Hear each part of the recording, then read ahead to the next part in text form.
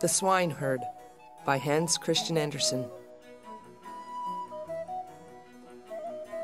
There once was a poor prince who had a kingdom.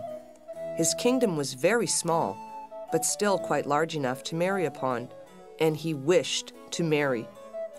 It was certainly rather cool of him to say to the emperor's daughter, "Will you have me?"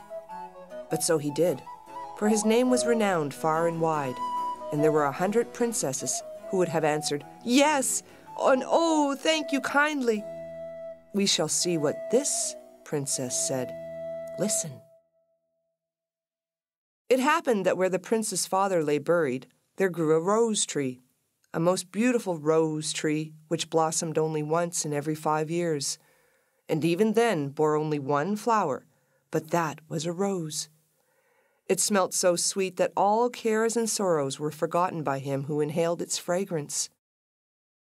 And furthermore, the prince had a nightingale, who could sing in such a manner that it seemed as though all sweet melodies dwelt in her little throat. So the princess was to have the rose and the nightingale, and they were put into a large silver casket and sent to her. The emperor had them brought into a large hall where the princess was playing at visiting with the ladies of the court. And when she saw the casket with the presents, she clapped her hands for joy. "Oh, if it were but a little pussy-cat," she said. But the rose tree with its beautiful rose came into view. "Oh, how prettily it is made," said all the court ladies. "It is more than pretty," said the emperor. "It is charming." But the princess touched it and was almost ready to cry. "Fie, Papa," she said. "It is not made at all.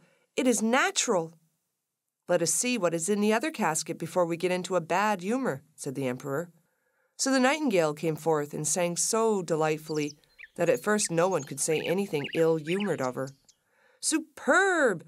Charmant!" exclaimed the ladies, for they had used all the French chatter, each one worse than her neighbor. "How much the bird reminds me of my musical box that belonged to our blessed empress," said the old knight. "Oh, yes, these are the same tones, the same execution."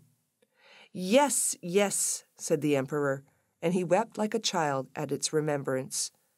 "I will still hope that it is not a real bird," said the princess. "Yes, it is a real bird," said those who had brought it. "Well, then let the bird fly," said the princess,